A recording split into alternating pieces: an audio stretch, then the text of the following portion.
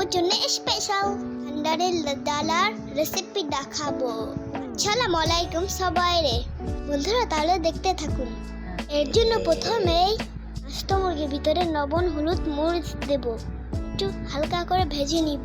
এরপর আলুগুলো ভেজে নিব। কড়াইতে পেঁয়াজ দিব আর মশলা দিব, মশলাগুলোও দিয়ে দিব। এবার ভালো করে নাড়াচাড়া করব। ভিতরে দেব রোস্টের মশলা। মশলা কষানো হয়ে গেলে আলু আর মুরগি দিয়ে দিব। ভিতরে দিয়ে দেব দুধ সামান্য, ভিতরে সিদ্ধ ডিমও দিয়ে দিব। এরপর আমরা পোলাও রান্না করব। তেলের ভিতরে পেঁয়াজ দিয়ে দিব, হয়ে রাখা পোলাও তেল দিয়ে দিব। এরপর নাড়াচাড়া করে কাঁচা ঝাল দিয়ে দিব। পর্যায়ে পানি আর দুধ দিয়ে দিব। ভালো করে নাড়াচাড়া করতে থাকবো। এরপর ঢেকে রেখে দিব।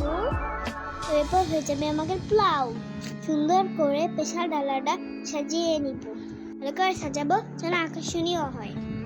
সুন্দর করে দেখতে পাচ্ছেন আমরা সাজাচ্ছি। আসলে এই ডালাটা দেখতে অনেক সুন্দর হয়েছে।